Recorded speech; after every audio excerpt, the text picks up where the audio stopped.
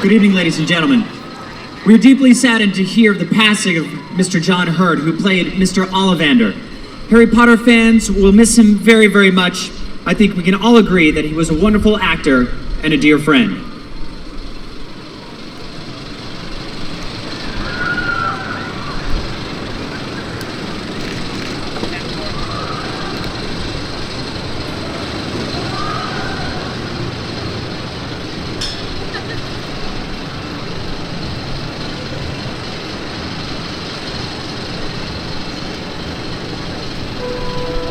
I wondered when I'd be seeing you, Mr. Potter. Mr. Potter, our new celebrity.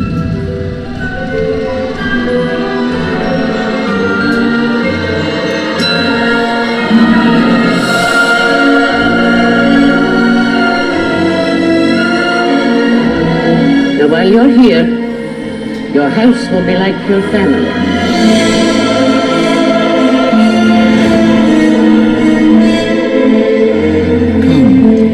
Saved you a seat. Each and every person will carry this story with them through the rest of their lives. I must ask you not to scream.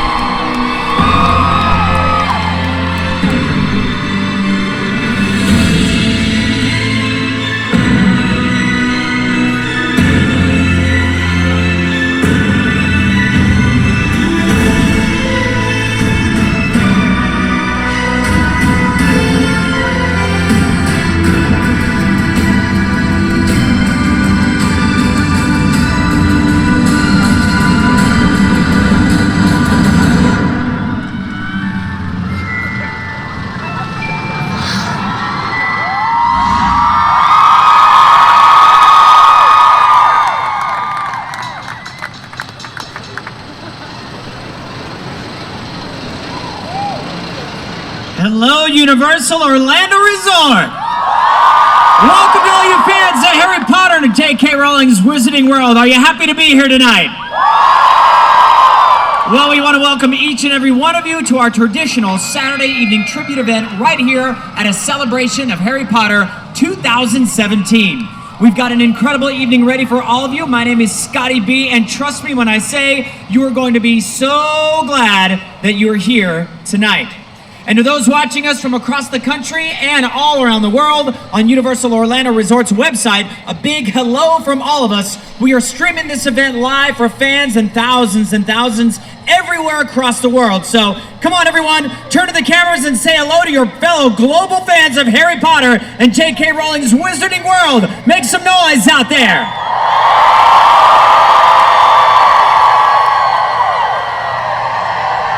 Yes, get loud, come on!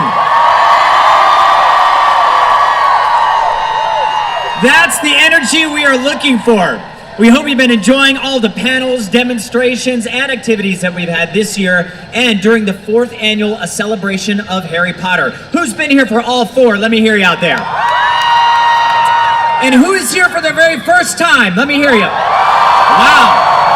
Well, welcome to all the newcomers out there. We're honored to bring you this event one more time. Are you guys ready to get things started? Are you sure you're ready to get things started? Well, we've got another stellar lineup of Harry Potter film talent this weekend for both new and familiar faces, and as always, some big surprises from J.K. Rowling's Wizarding World. But before we can get on with the program, can I get a round of applause and make some noise out there for all of the Hufflepuffs? Where are all the Ravenclaws? Let me hear the Slytherins.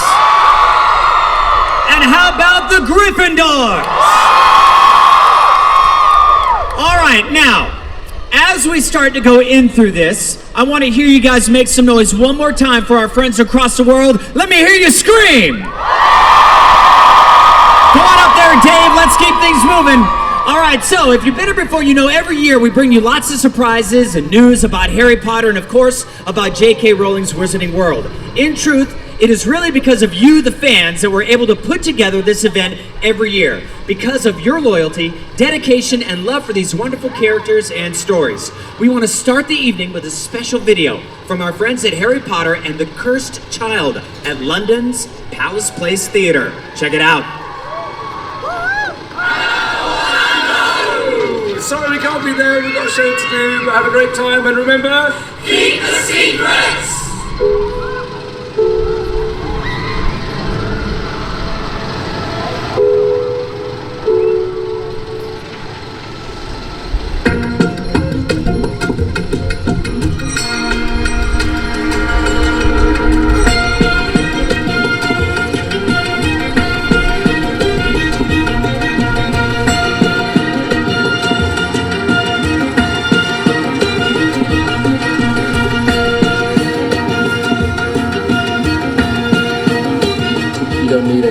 The scar and the glasses, you kind of go, there it is.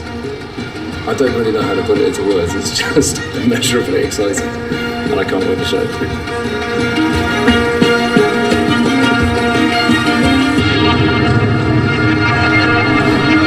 I always try and avoid the word magical for very obvious reasons, but it has been magical. I've loved every moment of it. It's been a wonderful process.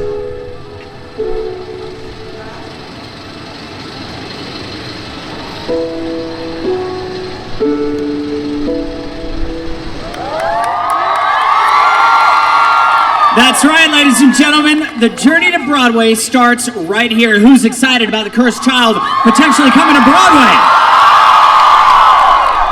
You guys ready to head up north to New York or what?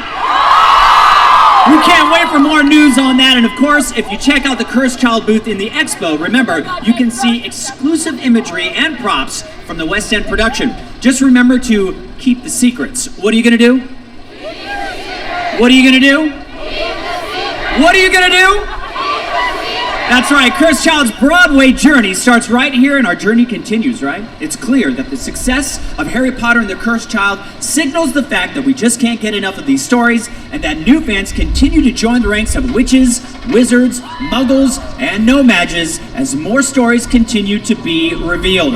I want to start tonight by sharing some news from one of our new partner at this year's event, WB Games. And they have a great announcement for all of you fans and gamers. Where are the gamers at? Gamers? Oh, you're gonna love this. Watch this video.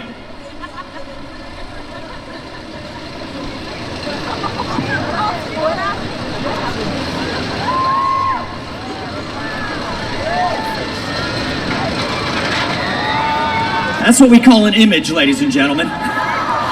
I'm sure by now many of you have already. Who visited WB Games in the LEGO Dimensions booth at the Harry Potter Expo at Soundstage 21? Well, if you haven't checked it out yet, you've got one more day to do so. Be sure to stop by for magical giveaways, contests, and a hands-on demo experience of the game filled with playable content of Harry Potter and Fantastic Beasts. The folks at LEGO Dimensions have brought you an interactive game that allows you to take physical LEGO minifigures and see them up close, come to life, and create mashup adventures that you've never experienced before. You can also explore the Harry Potter adventure world or play through the story of Fantastic Beasts and Where to Find Them. Who's seen that movie? So the big news from WB Games tonight is that now you can complete your collection of the Wizarding World and LEGO Dimensions by now including Hermione Granger. Anybody a fan of Hermione? Yes! And all of us here this weekend will be the first to play as Hermione Granger. This character will be available early March in the Harry Potter Fun Pack. Here's the first look of Hermione Granger joining the LEGO Dimensions universe. Now, watch.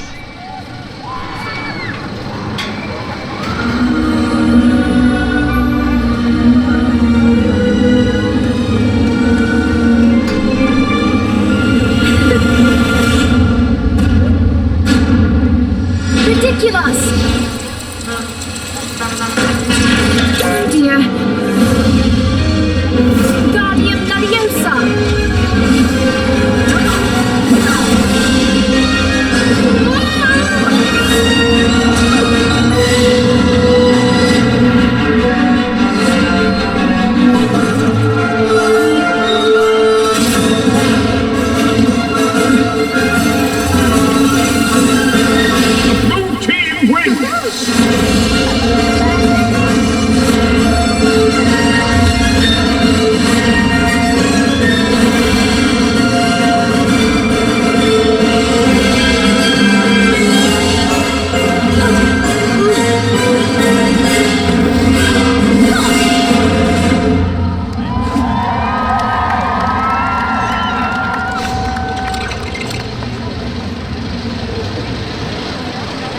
All right, who's all over that game out there? Who's gaming with me? I'll be there at the Harry Potter Expo tomorrow checking that out, that's for sure. And now, ladies and gentlemen, on to the next surprise. Our friends at Warner Brothers Home Entertainment have also asked me to share with you some very cool information, and yes, you'll get to see yet another special preview that will be seen here for the very first time. We'll be able to watch the magic of J.K. Rowling's Wizarding World unfold again when Fantastic Beasts and Where to Find Them comes to digital HD on March 3rd and Blu-ray on March 28th. Get ready to bring the movie home with you and immerse yourself back into Newt's world. And here's a sneak peek at what to expect from the home entertainment release. Enjoy.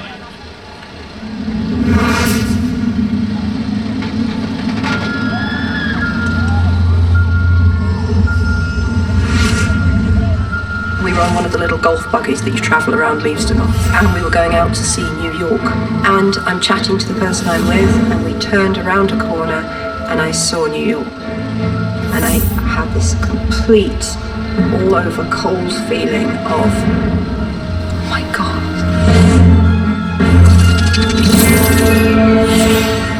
This world has been a wonder, really. It's just unlike anything I've ever been before. Any livestock?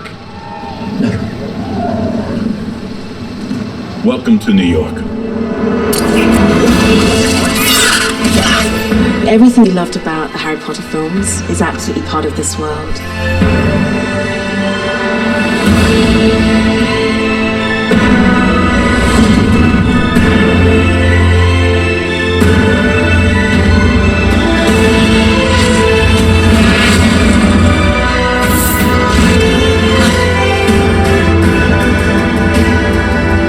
It's just so beautiful, it's just so magical.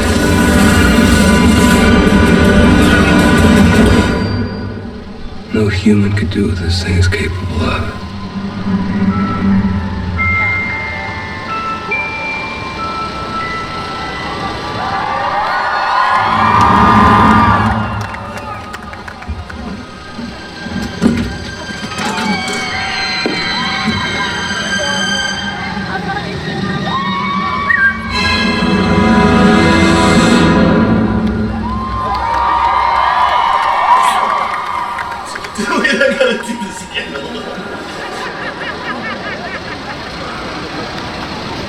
Was that not awesome or what?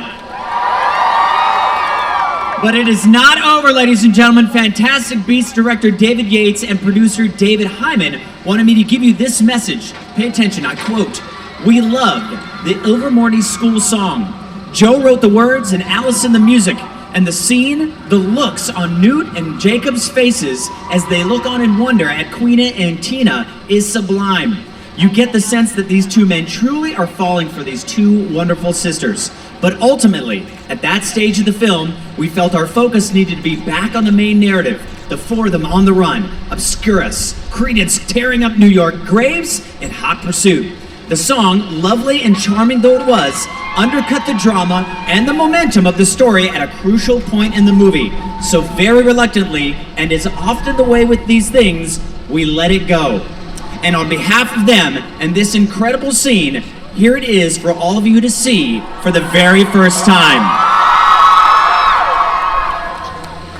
She was a taker. You need to give her. What are you two talking about? Nothing. School. School. Did you say school? Is there a school? A wizardry school here in America? Of course.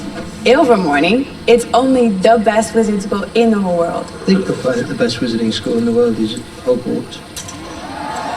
Hogwash. Caw-caw! We stand as one, united against the Puritan. We draw our inspiration from Good Witch Morrigan, for she was persecuted by common wandless man. So she fled from distant Ireland, and so our school began. Oh, Ilvermorny, Massachusetts, we choose it, the wizard school supreme. Your castle walls, they kept us safe, days with you a dream. You taught us all a magic, and now one thing's quite clear. Where we roam, I want you home. I wanna know is Ilvermorny dear. Woo! I choose it. Woo! I want to be a wizard.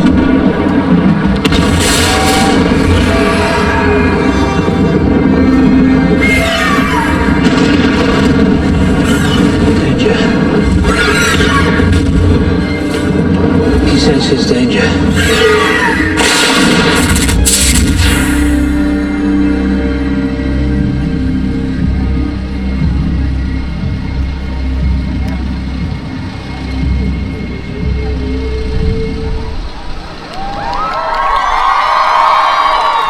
What do you think? Now you got a couple of stories to tell your friends when you go home, right? Like, I saw a scene, you didn't see it. I saw the Universal Celebration of Harry Potter. What are you guys screaming about? It's just chairs. It's just chairs. It's just chairs.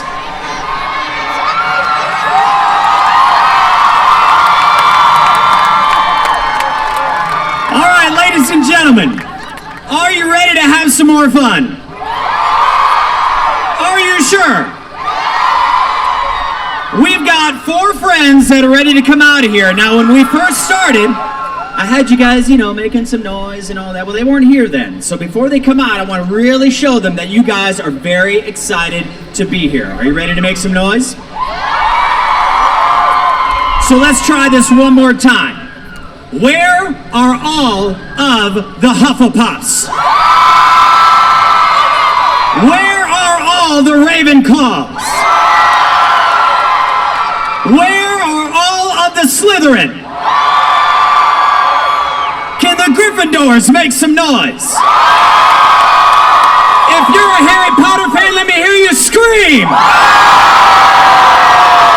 Our first guest charmed us as multiple characters in the Harry Potter films thanks to the amazing makeup and special effects teams. He's played cunning goblins and everyone's favorite charms professor, Phileas Flitwick.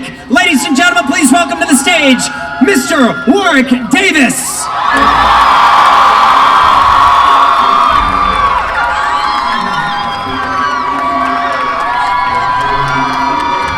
We followed him since his first fumbling days at Hogwarts to his last stand against evil. Played by our next guest, Neville Longbottom, won our hearts as Harry Potter's friend and fellow Dumbledore Army member. Please welcome to the panel, Mr. Matthew Lewis.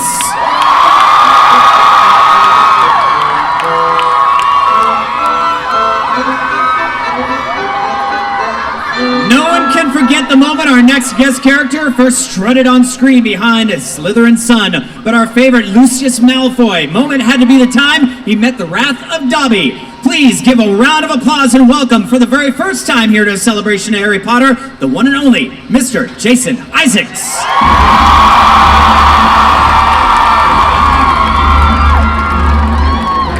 And of course, whether you loved him or just love seeing him get turned into a ferret, there's no denying that Harry may have met his ultimate demise, Malfoy Manor, if it hadn't been for Draco Malfoy. Also making his first appearance at a celebration of Harry Potter, please welcome the man who brilliantly brought Draco to life on the big screen. Make some noise for Tom Felton!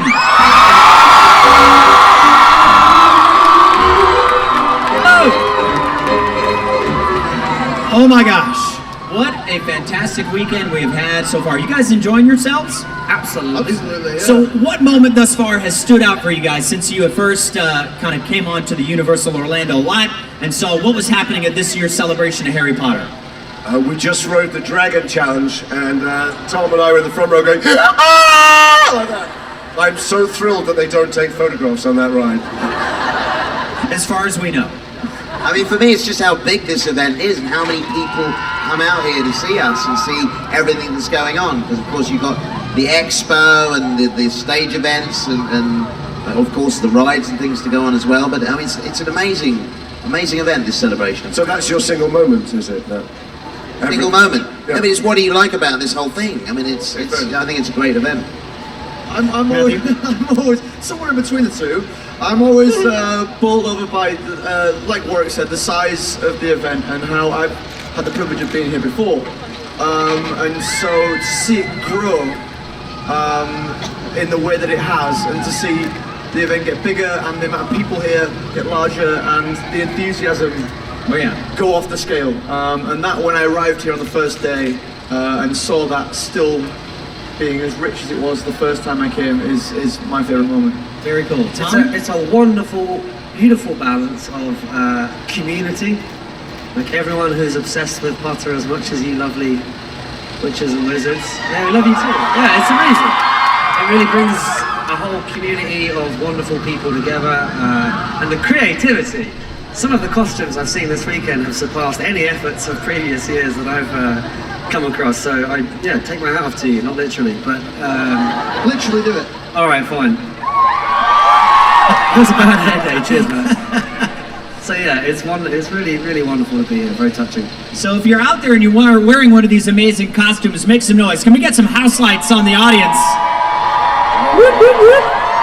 A lot of creativity in the audience, and you know, when you're walking around the park, what's cool is that male bow batons? Yeah! Equality!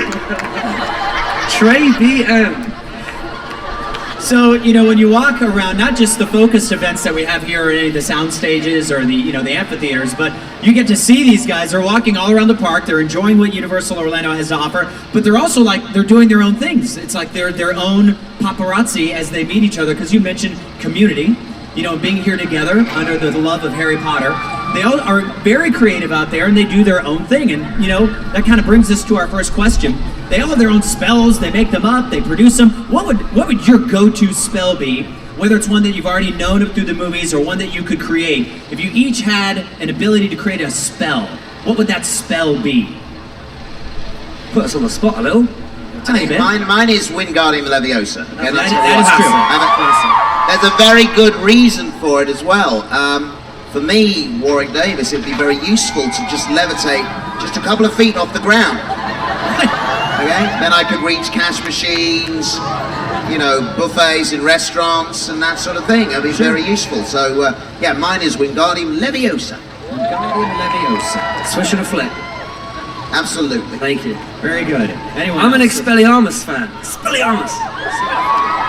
As far as inventing one, I'm not nearly creative enough on the spot to think of such a thing. But I know a man who is. Jason. Thanks so much. Well, that's what we call a volley.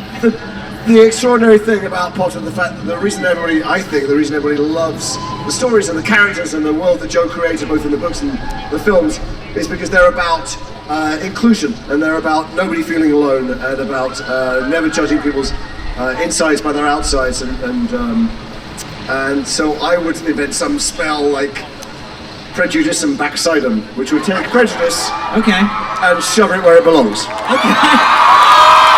What did I tell you, Alan? Did he disappoint? Out of the park. Matthew? Oh yeah, okay, I'll just follow Jason, shall I? Sure. Yeah, mine's already a spell that exists. Ilvermorny is mine. Because the last time I was here for COHP, I went back to England and I'd left my house keys here at Universal. And I couldn't get into my house. I had to go to the next door neighbour, and she had a spare because she does like garden. It's weird facts for that. And I had to go ask if she could let me in my own house. Ilvermorny would have come in very handy. All right, very Classic good. Lewis. Very nice. So as far as all these fantastic films are concerned, do you have a favorite scene that kind of stands out, either that you were in or one that you wish you could have been in? I love the one of Lockhart when he gets hit with the spell that I can't remember the name of, but he wakes up and is, thank you, Obliviate? Thank God someone paid attention, yeah. And he wakes up completely baffled by the world around him. He's like, who are you? You know, and it's a charming little rendition from Kenneth. I thoroughly enjoy that. Very nice, very nice. Anyone else on that one? What was the question again? I went off on favorite one. scene. I was just trying to remember that scene. No. A favorite scene that you had in the movies, either that involved you or that you just enjoyed watching. Well, my favourite scenes are I'm in all of them, obviously. Okay. Why would I ever want anybody else's scenes with it? My favourite scene was the first scene I did. The first scene, because it's the first time I was ever in that world. And it was with the late, great Richard Harris, who was an amazing... All props to the fabulous Michael Gambon, but Richard Harris was my Dumbledore, like everyone's got their James Bond. And so I was terrified of him. And for those of you who don't remember, Richard Harris was a huge star throughout the 60s and 70s, had Oscars and acclaim galore, and he was this famed rabble-rouser and took no prisoners. And so I arrived on the set, and I went to drama school with his son. So I thought immediately I got to get in with Richard because I'm so scared of him. And I said, I'm a friend of Jared's. I was at drama school with him. He was the best actor I did. Well, apart from you, he's unbelievable. And he immediately softened and he started to tell me stories and took me on his wing and told me some very, very unrepeatable R-rated stories. And so I thought, oh, he's my mate now. Richard is my mate, and I don't need to worry about doing a scene with him. And then they said, let's go up and do the first take. So I get up, and the first bit we were shooting was the end of the scene in Dumbledore's office on my first day. So we go, and Richard had the first line, which was something simple like, thank you, Lucius, that'll be all. Something like that, right? So I stand opposite Richard, and I go, I'm thinking, he's got amazing recall. And this guy was drinking for like 30 years from morning till night, and he remembered every one of the most sordid details of the 1960s and 70s. So I sit opposite him and they go, and rolling, and to say 5, take 7, or take 1, action. I look at Richard, then he just looks at me. And I look at Richard, he looks at me, and I think, poor guy, he's forgotten his lines. He's not in his first flush of youth, he's not been well, he's 70-something years old, and he looks at me and I think, oh no.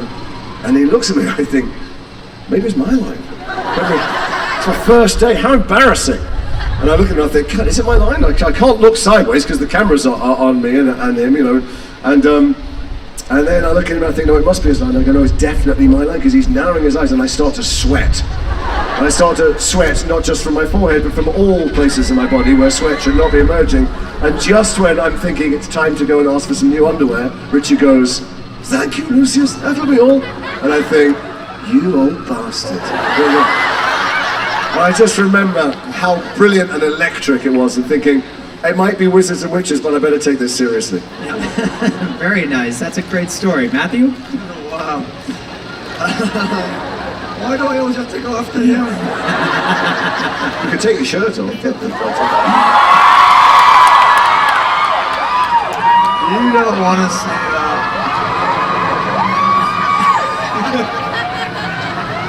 That was a year ago. You don't want to see it now, trust me. Do we want to see it?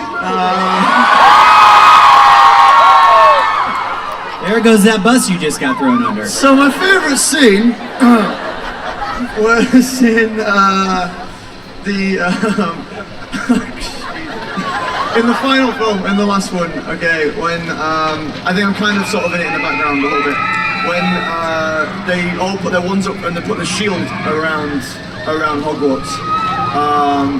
I just remember that David's directing in that scene. The music comes in, and you just know that it's about to go down. You know, something's about to happen, and I remember just getting a real shiver down my spine, and it just set a roller coaster in motion for the last sort of act of that movie.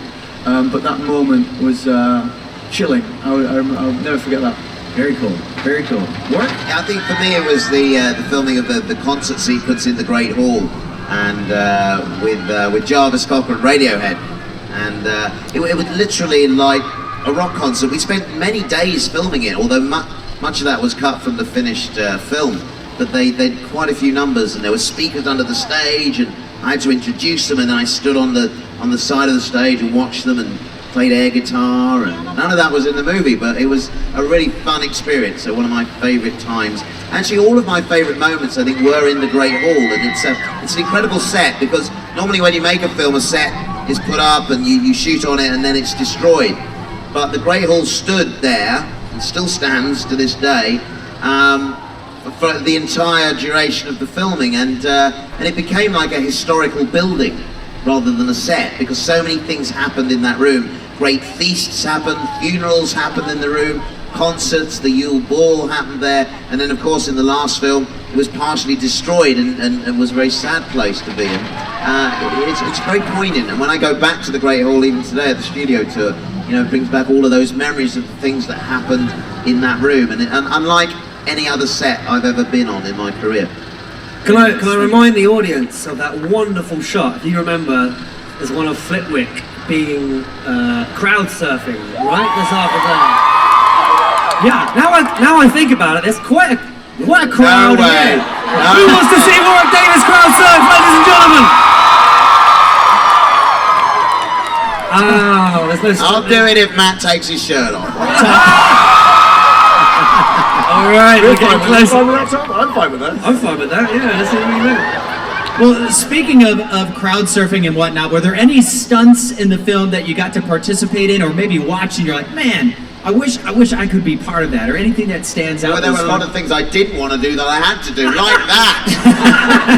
Crowd surfing, and like being dropped down from the roof of the studio when we jump off of the Gringotts cart. We were on cables and we had to be lowered down to the floor very quickly, like we were falling. And then it was stopped by the cushioning spell that Hermione casts. And I remember looking over, and there was this stunt guy like on a rope, but he just had like a cigarette in his mouth, and he was really old. And I'm thinking, are you paying attention? Because you have my life in your hands, literally. If you don't stop that rope at the right moment, I'm going to have a very squashed prosthetic face. And fortunately he did, but it was quite scary. So there's a lot of things I didn't want to do that I had to do, but yeah, I'm not keen to. I'm sure these younger members of the cast, you always want to do your own stunts, didn't you? I'm just picturing like Radcliffe and Emma all loving the scene, loving this opportunity to do it, and you just terrified. It was horrendous. It shouldn't be so funny, but thank you, Tom. Yeah, I revelled in it. It was great. In the second film, there was a wand duel on this huge long table in the Grey Hall. Yeah. And Radcliffe and I went back and forth with a few spells, and they roped us up with wires and whatnot, and sort of strung it around us, so when they lifted us, you would sort of spin in various forms. and there was like crowds of people watching you. I felt very James Bond in that moment. Yeah, I enjoyed that. How much training for you went into that when you did that Years. scene? Years. No, nothing. Are you kidding me? I was 12 years old. I just So stood there. They swept the wire to me. was there like a moment where you're like, okay, this is pretty terrifying, and then all of a sudden you're like, oh, let's do more? Not really. I mean, like the 12-year-old self just thought it was very cool to have a wire, I suppose, attached to your back, and then they just lifted you up. Yeah, no, I was really into it. I was pretty into it from the get-go.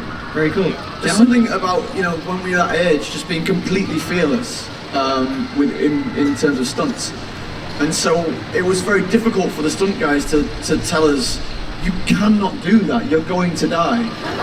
And they'd have to take over. A lot of the jerk back stuff like that you were doing now, I remember watching you guys doing that and being so jealous of the duel. I was just stood there watching it. And then whenever it did come to like doing any one stuff, there would always be a stuntman would come in and take over. I look back now and I go, thank God for that, because that would have been ridiculous. But when I was a kid, I wanted to do everything. I was so jealous of the entire stunt team for doing everything. The direct opposite of Warwick, I think. Me too. Because between film 2 and film 4, when I came back, I went to shoot Peter Pan in Australia. And there was a lot of flying in Peter Pan, and I spent months and months and months in the air. And when you're in the air, which is spectacular on film, what you're really wearing is a giant metal pair of underpants and getting the biggest, longest wedgie that anyone's ever had.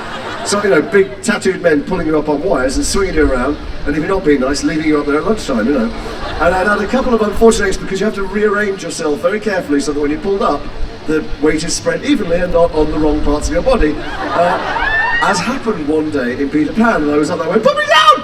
And the judge went, mate, I've got to get this shot. And I went, you do not have to get this shot! Not today, not now! And he said, just let me shoot. And when Captain gets stuck in the ring, I said, it's killing me! He said, it looks good, you look in pain. I went, I'm in pain! So when I came back, and there were moments when Lucius was blasted off my feet like in Malfoy Manor, and I'm watching these, while everybody else going, I'll do it, I was going, who's doubling for me in this moment? There was one in Malfoy Manor at that moment when Dobby drops the chandelier, though. My kids came to visit. My kids very rarely came to visit the set, but they weren't interested in the set. They only liked the free chocolate and the fact that in the trailer, my toilet flushed with your feet. That was the main thing. They would come and shove rolls of toilet paper down and flush it with their feet. It's pretty cool. Yeah, it is pretty cool. So they're on the set, though, for that rare moment, and the chandelier drops in without telling her. And I thought, I know what I'll do, Lucius. I'll dive into the fireplace.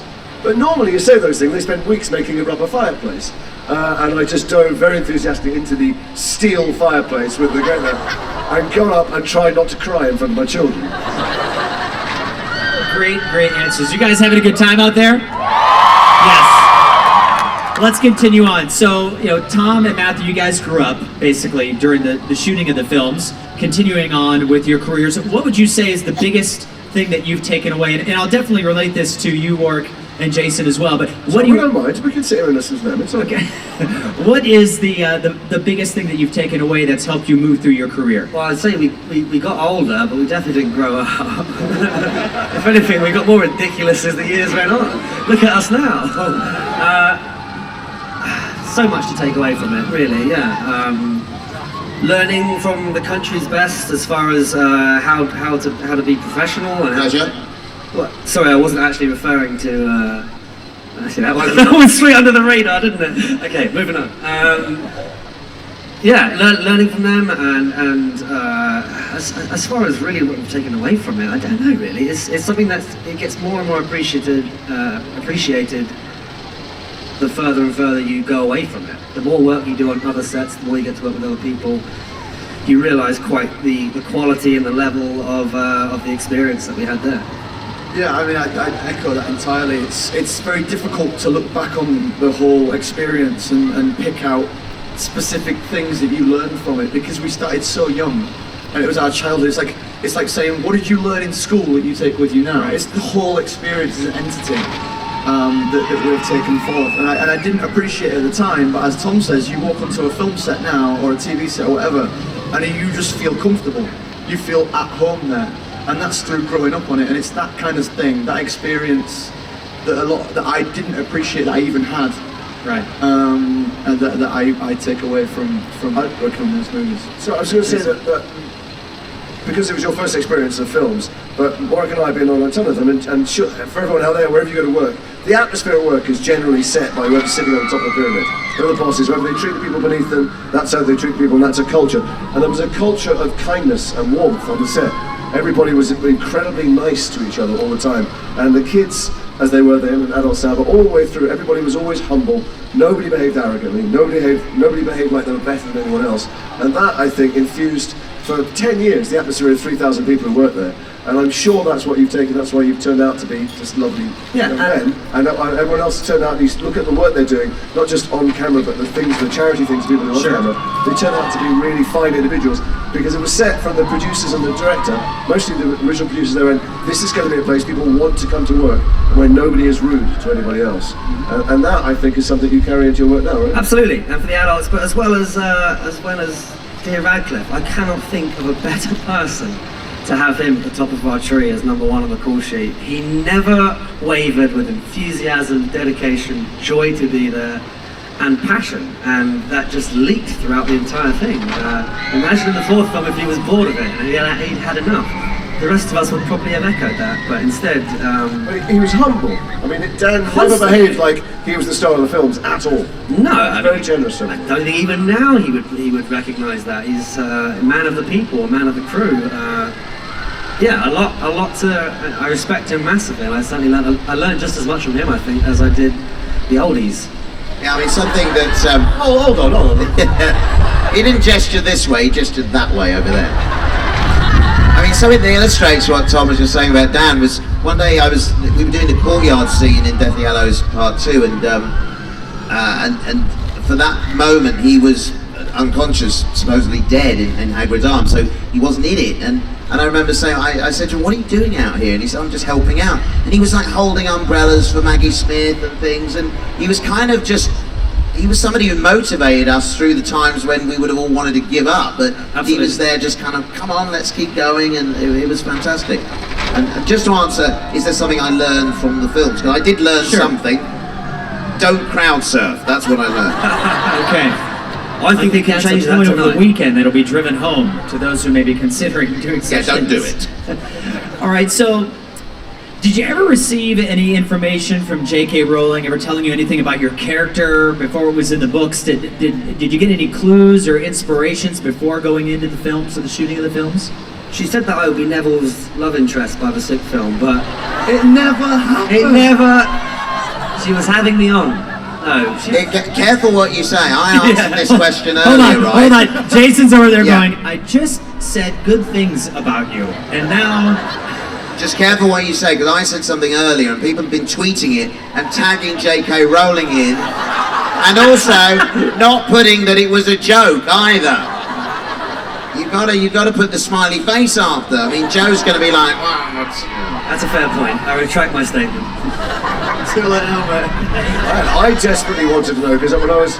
a lot of the adult actors occasionally considered not coming back to do the next film because they were quite big commitments a long way in advance, and they were only, we'd like you for February and 3 days in June and all of October. So sometimes it was difficult professionally to go, do I want to do that?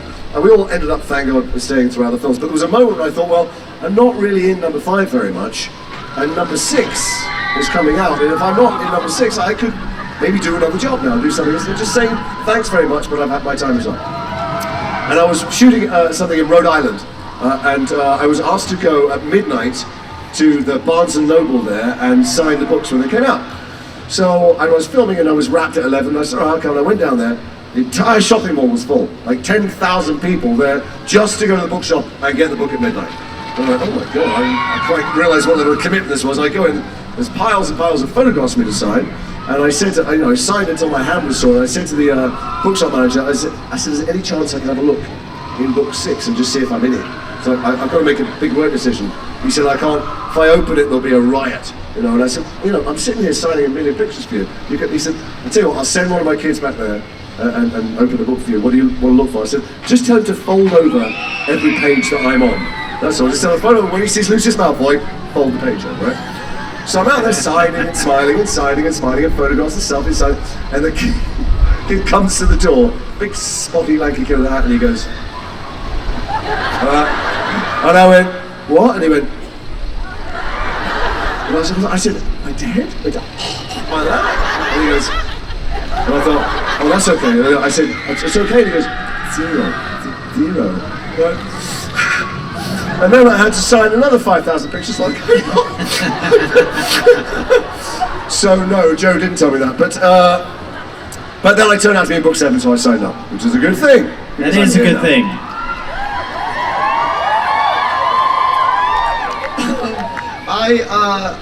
Joe came up to me at one of the premieres and told me that she just finished Deathly Hallows and she locked it away in a safe somewhere at her house. But she just written this wonderful stuff for Neville, and I specifically told her not to tell me anything. I think I was quite rude. I think I was actually like, "No, shut your mouth, Joe." And I put my fingers in my ears, and she's like, "Oh yeah, sorry, I forgot. I won't say anything," because she knew I was such a huge fan of the books, and so I waited until it came out. So no, Joe was really careful with me and really adamant that she wasn't going to leak any information to me. All right, Warwick, what was it that? No, we don't have to. No, I'm not going to answer this one again. No, Joe didn't tell me anything about my character. She didn't. No, she didn't. So you just got all your direction from the directors themselves, as far as what? Everything from the books and the directors and the script. All right, straightforward. Absolutely. Right here. Boom. All right. Tweet that. So we've got some, as you can see. Let's do the house lights one more time. Look at these amazing fans that we have out here. Do we have any Slytherins in the house? Yes. Thank you. So, what would you say was your best or most memorable fan experience? Whether it being here or the many years that you've had exposure to these fans and been able to interact with them. Crikey. Are there any children in the audience? Sorry.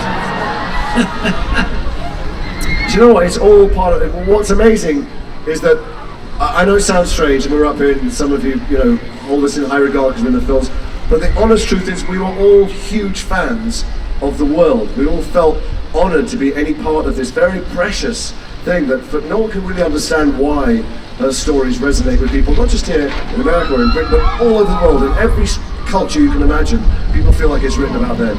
And every encounter with a fan, it never feels like they're going, as actors, we've been in other stuff, and people come up and say, I like doing this thing, or I like this show. When it comes to Harry Potter, I always feel like no one's ever talking to me, or talking about Lucius. They're talking about how important it was to them. And the extreme end is people come up and they go, and I had it today, but I'm sure we all did, people go, Harry Potter stories saved my life. And the times I felt so alone, or so depressed, or I had such difficulty, I knew through one of the characters or through one of the dilemmas or something to do with the indescribable magic of it, I felt less alone and I was able to get through dark times. So that,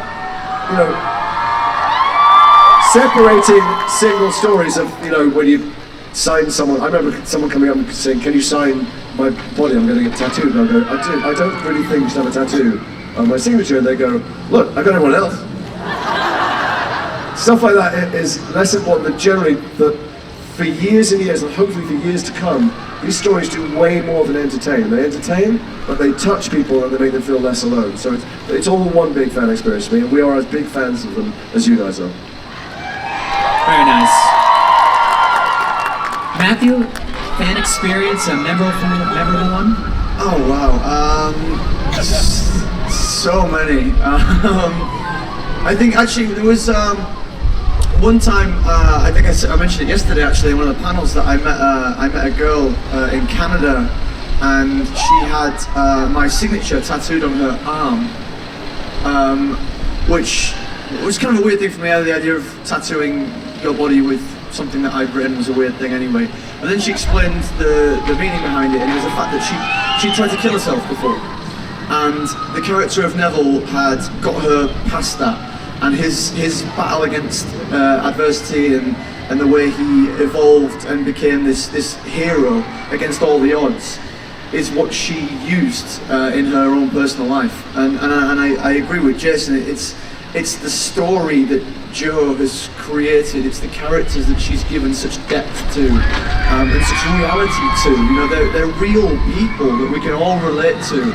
At some point in our lives and some experience that we go through, there's someone in Harry Potter that we can use as a guide, and this one circumstance happened to be the character I played, But it was just so amazing because you often forget the impact that you have on people. We just turn up to work and we do our job. But the strength of the material and the world means that it's so much more than that. And I will never forget that as long as I live. Great story. Thank you. Warwick? Well, I mean, it's very hard to pick an individual experience from a fan, but I mean, I think the fans of Harry Potter are amongst the most passionate, most dedicated fans in fandom, basically. I mean, we're all wonderful people, and we certainly appreciate it. And to kind of go back to what Jason said earlier about the stories that J.K. Rowling writes and how empowered many of you feel from reading them, and that's a theme that resonates throughout, is the kind of the idea that if you read the stories, you feel empowered, you feel like you can do anything. And I was actually working on a documentary about Fantastic Beasts and J.K. Rowling's Wizarding World, and trying to find out what the secret to the success of her writing is, and it is about that, the fact that it does touch people in a way and empowers them and gives them a self-belief that they didn't perhaps have before, and I think that's terrific. But certainly for me, it's lovely to be on the receiving end of so much warmth from the fans, and I sincerely thank you for that. Very nice. Tom? Many weird and wonderful experiences. There's like 25 Japanese girls at the airport all dressed as Malfoy, which was... Now that was a weird dream you had. It felt like it when I arrived at the airport, I tell you. But to continue on what the boys were saying, it's remarkable. The greatest gift that I think we've been given, and maybe more so to the kids, is that we physically embody something that is very precious to a lot of people, because we represent the characters that mean so much, that have empowered the readers. So with such a little gesture as just saying hello, I just remember going to countless hospital wards, children's hospital wards, and being able to bring something to these people's lives within 10 seconds, just saying hello. That's all we have to do. And they run screaming. Kids used to be terrified of me, to be fair. Yeah, and that's it's bizarre and ultimately doesn't really reflect our experience, because we've just sort of turned up and done our best. But to be able to have that effect on people and to drive positivity in that direction, I just feel so lucky to be part of it. Very nice. Thank you so much. So, as we know, that series has come to a close. What are you working on now, currently? What projects or things are you doing with yourselves now? Work? Well, it's tricky in our industry. I often feel like I work for some secret government organisation where I'm not allowed to speak of anything I do, and that is the case at the moment. I can't really say. I can't talk about what Star Wars. I can't talk about. I'm guessing so. Don't answer specifically, but is it in a galaxy far away? I can't talk about anything I'm doing. I can't say anything. I can neither confirm nor deny such things. But yeah, we just appreciate. I mean, I certainly do. I'm sure Jason does. We appreciate working. Full stop. It's lovely to be asked. And you know what? I never take each project for granted. You work on something and you enjoy it to the maximum, you get the maximum out of it, and then never think that there's something else. Just appreciate that moment. It's true of life, actually. Anything you do, enjoy that moment. And I do when I work. I kind of love what I'm doing and never assume anyone is ever going to want to employ me after that. And when they do, it's a surprise, it's a delight, and then you move on. But yes, I don't take it for granted, but there you go. Very nice. And what is it you're working on? I'm not going to say. Oh, okay. I'll tell you. What was that project you were telling me about back there? Was it the same one? Matthew, what have you got going on these days? I did a play in London at the back end of last year, which was... Is that for London or the play or Matt? What's what? Okay. It was pretty intense, so I decided to, because I'm just a pathetic actor, to take all of Christmas off. And now, after this weekend, I suppose I should get back to work, shouldn't I? I got the last two. Do you remember I had a moustache last year? Do you remember that? as for something, that's coming out later on this year in America. Final series of that'll be out. No, I'm just sitting there talking to you guys at the minute. Being in the present. Yeah, being in the present. There you go. That's it. All right, so Jason, you've been real busy. Yeah, I just want to apologise because I've got lots of things coming out and you're going to get really sick of me, that's all. I'm in a series called The OA. Come on. Is that because you've seen it? Hands up who's seen it? Good, 8 of you, that's good. Anyway, it's a series on Netflix called The OA. Do not let your children watch that. There's a thriller horror film coming out next week called Cure for Wellness. That's coming out. These are people who've downloaded illegal copies of that. And there's a couple of others. There's a film called Hotel Mumbai and Death of Stalin and Behind the Glass, and they're all coming out. And I just heartily apologise for you watching me on brightly coloured sofas telling you to buy tickets. Buy tickets to whatever you feel like it, don't worry about it. All right. And you're kind of staying busy these days. Yes. Tom?